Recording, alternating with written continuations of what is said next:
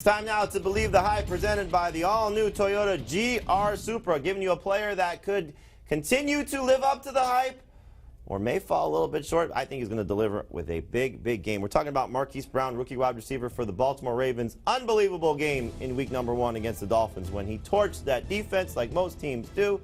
4 catches, 147 yards, and 2 touchdowns on 5 targets. Came back in week number 2, 13 targets, 8 catches, 86 yards against the Cardinals.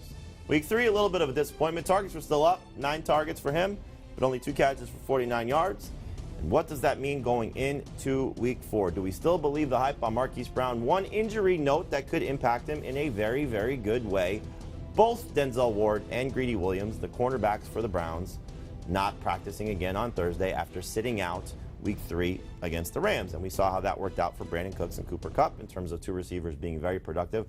I love the setup for Marquis Brown in week 4. I think he's going to go off once again. You give me 22 targets from a wide receiver in Lamar Jackson's offense, playing against the Browns in a home game. I think it's going to be a big week for him. You guys don't share that same sentiment, though. So, Dave, I'll start with you. Why are you so down on Marquis Brown? You know what, Jamie? I'm too down on him. I need to move him up in my rankings. And really, last week is just some of the variants that you're going to see with a receiver in a Lamar Jackson passing offense, because Lamar was off on a lot of those throws downfield. Once they correct that, he is going to be a must-start guy. He'll be a top 12 wide receiver once they get on the same page. So they're still working on that. And it's in the Ravens' DNA. It's part of their game plan each week. We got to throw deep to Marquis Brown. He's going to be available there. That's what I wish they did more of. 6 of the 9 targets he had last week were deep balls. Throw to him in the short area more. Let him make a play after the catch.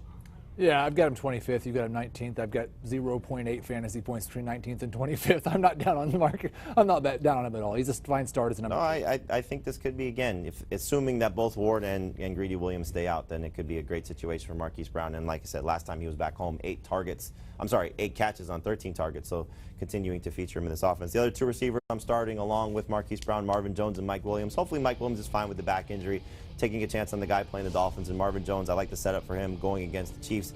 What we've seen from the Chiefs is when they're on the road, the opposing passing game is very good.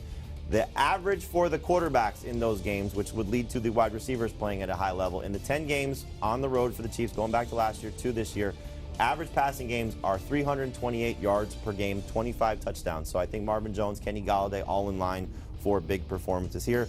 The wide receivers that I am sitting are Mike Evans, Josh Gordon, Allen Robinson, some big-name guys. Evans has a brutal matchup against the Rams secondary. They've been very good each of the last 2 weeks against Odell Beckham and Michael Thomas. I think they'll make things tough on Mike Evans, who just had the blow-up game of 190 yards receiving and 3 touchdowns. That was great. I don't think it carries over. Josh Gordon, I'm worried about facing Tre'Davious White. Allen Robinson, worried about facing Xavier Rhodes. Dave, the wide receivers that you're starting this week, let's talk about Christian Kirk, because good in PPR, a little bit suspect, though, in non-PPR. I agree, and I think you have to look at him in PPR as almost a must-start because of the target volume that he gets. 32 targets, 20 catches through 3 games, but he's a short area target, as are much of the pass catchers in Arizona, because that's what this offense is. They're not taking enough downfield shots, partially because the offensive line can't protect Kyle Murray long enough to take those downfield shots, but it works out for him in terms of catches and yards. That's why you'd start him. I think he's worth it in this point. And Seattle, 3 touchdowns for wide receivers so far this season. 2 of them have been by the deep ball. So that's something that you do have to be worried about with Kirk. But if you're starting him for touchdowns, you probably shouldn't be starting him at all. Love DeMarcus Robinson against the Lions. That Detroit secondary could be shorthanded. Their pass rush is going to give Patrick Mahomes plenty of time to throw. And then he's got Tyrell Williams. Bad last week, only had 3 targets. I think that target share goes right back up into the 7 or 8 range against Indianapolis. The Colts defense, they've allowed at least a 70% catch rate among their top outside cornerbacks all season long. That's a high catch rate. And I think DeMarcus Robinson has proven that he's more versatile. He's not just a downfield threat. He can make tough catches. I think he's going to continue. Robinson can continue to do that. Tyrell Williams is also capable of doing that. That's why I like them both as top 24 receivers. All right, so the receivers that you're sitting, John Brown's obvious. He's playing against the Patriots. They're very good. The other 2 guys, we should have a little conversation about here. Because Kenny Golladay, I'm shocked that you're sitting him. And then Emmanuel Sanders, just real quick. If Jalen Ramsey is out, does that change your opinion on Emmanuel Sanders? It raises his ceiling a little enough to sit him after just one bad game with Probably two not very in a good games? PPR league. Okay, No, so I you're don't still- know if I would rank him as a top 24 receiver because I like a lot of receivers Sure, this week. but still somebody that if you have a chance to start him, you would start him. High-end flex, and I would say the exact same thing with Kenny Golladay. They're both Really? good Okay, flexes, so but let's they're talk not great Golladay. starts. Why is Golladay not a great start? Because he's only caught 14 of 27 targets. What good are the targets if you're only going to catch half of them? Marvin Jones has like 8 fewer targets. He has more catches. He has more yards. He's just as much of a downfield threat as Kenny Golladay has been. And I just think that this is a problem with Kenny Golladay. He's just way too inefficient in this offense, and there's other weapons around him. I think Amendola gets some more targets this week. We know the Lions are going to chase points, and that's why Golladay saves himself as a flex, but I don't see him finishing as a top 20 or top 24 receiver. I disagree. I love the setup for them chasing points at home against the Chiefs. I don't think Sure the Chiefs they are, secondary but is there are very so good. many other options for Stafford to lean on. Yeah, I don't know if I agree with that. I mean, the targets speak otherwise with them continuing to throw the ball in his direction. So while he may not be coming down with every catch, he's been good in 2 of 3 games so far, and I think he'll be good in 3 of 4 games. Heath, what side are you on the Kenny Golladay argument? Yeah, I'm pretty excited about Golladay against the Chiefs. Listen, he is not a guy that's high efficiency in terms of his catch rate. He was below 60% each of his first 2 years in the league. I don't expect that's going to change. He's at 51% this year so far. It's going to go up a little bit against the Chiefs because it's easier to catch the ball when there's no defensive players around you. I just think the volume chasing the score against Kansas City makes him a pretty easy top 15 guy. And I'm going right back to the top 15 with Robert Woods as well.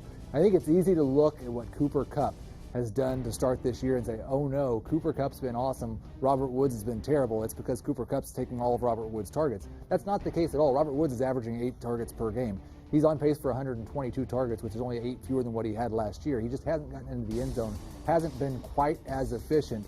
Neither is Jared Goff. We're expecting a big bounce back for Jared Goff against Tampa Bay. Robert Woods should have one as well. Terry McLaurin may just be a must-start every week, but he's definitely a must-start when you're talking about a matchup with the New York Giants. Both Shepard and McLaurin in very similar situations.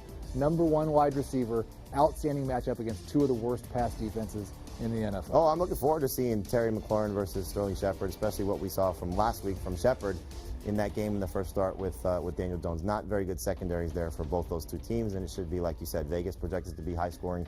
Adam Azer should make it his bonanza, and I think a lot of you should buy in terms of what you're going to do from a daily perspective. So the guys that you're sitting, Aguilar tonight with the return of Alshon Jeffrey. What are people supposed to do, though, about Stephon Diggs? Because you're not cutting him. Is it just a permanent sit until he shows you otherwise? The interesting thing was I just got a tweet as the show was starting asking if he should cut Stephon Diggs because Demarcus Robinson had not been picked up yet in his league.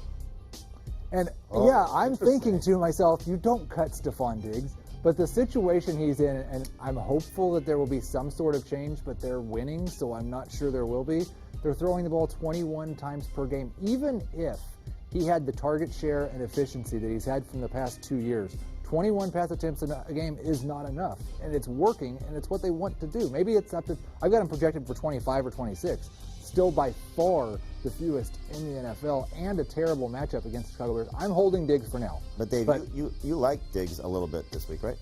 No. I thought you had him as top 30 receiver. No, he's outside of the top 30 for me. I mean, the only chance he's got is to score a touchdown. He's done that in 6 of 7 games against Chicago. But the thing that troubles me about Stephon Diggs is the lack of efficiency, the lack of targets. He only has 12 targets on the season, and the offensive line ranks 23rd in pass blocking efficiency. And they're taking on the Bears. Kirk Cousins could be in trouble this week. I think the Vikings might have to throw. I don't know if it necessarily pays off big dividends for anybody in that offense other than Adam Thielen. I think Thielen is the one who's the best pass catcher among the group in Minnesota. Sure, and he's been the best pass catcher so far through 3 games.